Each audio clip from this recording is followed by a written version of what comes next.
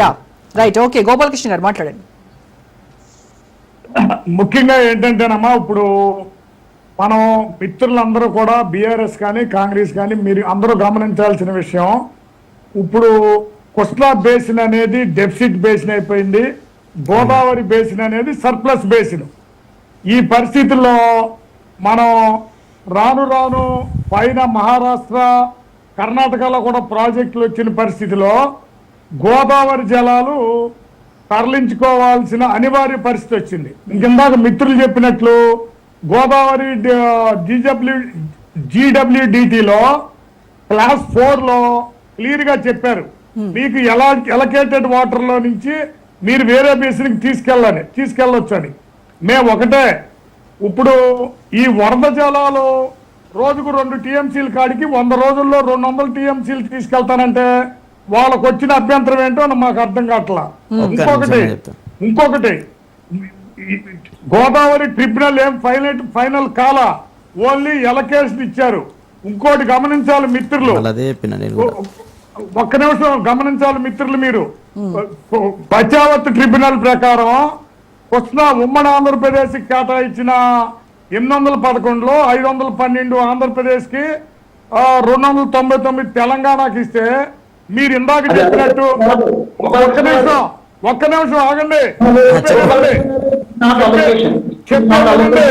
చెప్పేది వినండి సార్. మీరు చెప్పినప్పుడు నేను విన్నా, నేను మాట్లాడినాక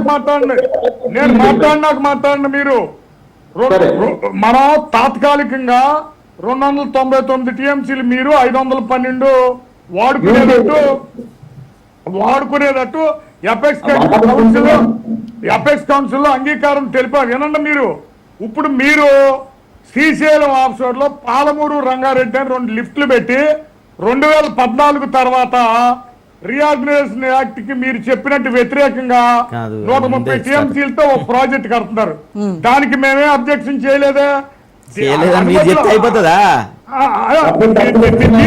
మీరు అటు కట్టుకుంటే చెప్తే అయిపోతుందా? చంద్రబాబు గారు ఉమాభారతి గారికి లేఖ రాసిండు.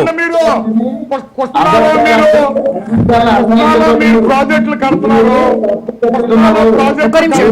వెంకటస్వామి గారు కంప్లీట్ చేసిన తర్వాత నన్ను కంప్లీట్ చేయనివ్వండి. మీరు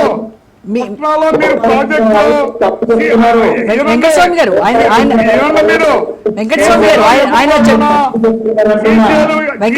ఆయన చెప్పిన తర్వాత మీరు రెస్పాండ్ అవ్వండి. శ్రీశైలం ఎగువ భాగాన మీకు 299 TMCలు వాడుకునే హక్కుంటే 255 TMCలతో మీరు కొత్త ప్రాజెక్టులు కడుతున్నారు. పాలమూరు 90, రంగారెడ్డి 30, నా కల్వకుర్తి నెట్టింపాడు ఎక్స్టెన్షన్ అన్ని చేసుకుంటున్నారు.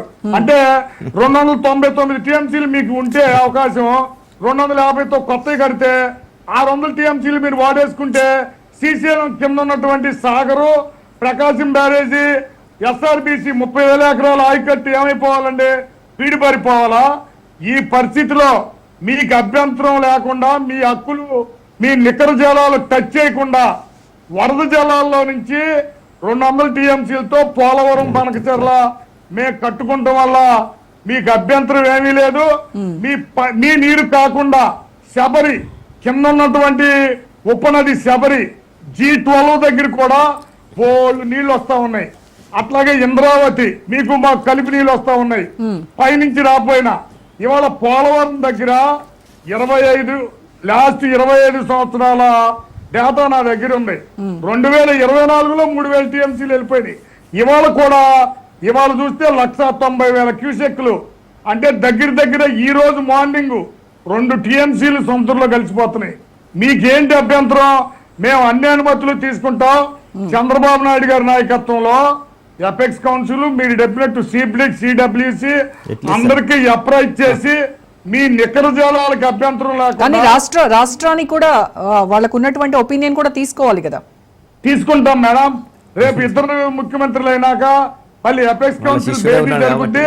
దాంట్లో మీకు మీ అభ్యంతరాలన్నీ నివృత్తి చేసి కేవలం వరద జలాల నుంచి మేము 200 TMCలు తీసుకెళ్లి ఒక 7 లక్షల ఎకరాలు కొత్త ఆయకట్టు కానీ 22 లక్షల ఎకరాలు స్థిరీకరణ చేసుకుంటానికి ఆ ప్రాజెక్ట్ చేపట్టడం జరిగింది. ఆంధ్రప్రదేశ్ ని కరువు రహిత ఆంధ్రప్రదేశ్ గా చేయటానికి మేము పోలవరం బనకచెర్ల వాడుకుంటా ఉన్నాం. ఇవాళ రైట్ కెనాలకు కూడా మాకు సాగర్కు నీళ్లు రావట్లా. ఇక్కడి నుంచి తీసుకెళ్లి ఒక యాక్ట్ ద్వారా రైట్ కెనాల్ తీసుకెళ్లి అక్కడ 9 లక్షల ఎకరాలకు కానీ వెలుగొండకు కానీ అటు కండలేరుకి కానీ అలాగే ఇంకో లిఫ్టుల ద్వారా బనకచెర్లకు తీసుకెళ్తాం. ఇప్పుడు మీరు చెప్తున్నారు కృష్ణాకి నీరు వస్తున్నాయని. కృష్ణాకి నీరు రాపోతే శ్రీశైలంకే నీరు రాపోతే ఇరు రాష్ట్రాలు ఏమైపోతాయండి గమనించండి. 30 లక్షల ఎకరాలు బీడి పడిపోతుంది కింద. మాకు సాగర్ కింద 15, ప్రకాశం 13, 2 లక్షలు ఎస్ఆర్బిసి, 30 లక్షల ఎకరాలకు చుక్క నీరు రాదు. ఆ పరిస్థితిలోనే మేము ఆలోచించి కృష్ణా డెఫిసిట్ బేసిన్ నుంచి కాపాడాలి ఆయకట్టుని అని చెప్పి గోదావరి వరద జలాల నుంచి తీసుకెళ్లి మీ నికర జలాలు టచ్ చేయకుండా మేము బనకచెర్ల నిర్మించుకుంటే మీ అభ్యంతరం చెప్పాల్సిన అవసరం లేదనేది నా నిశ్చితమైన అభిప్రాయం. ఒక సాగునీటి సంఘాల్లో 30 సంవత్సరాలు అనుభవం ఉన్న వ్యక్తిగా, ఒక ఇంజనీరింగ్ గ్రాడ్యుయేట్ గా నేను చెప్పేది మీరు సానుకూలంగా అర్థం చేసుకుని మా ప్రాజెక్టు నిర్మించుకుంటానికి మీరు అభ్యంతరం చెప్పవసరం లేదనేది నేను మనవి చేస్తా ఉన్నా.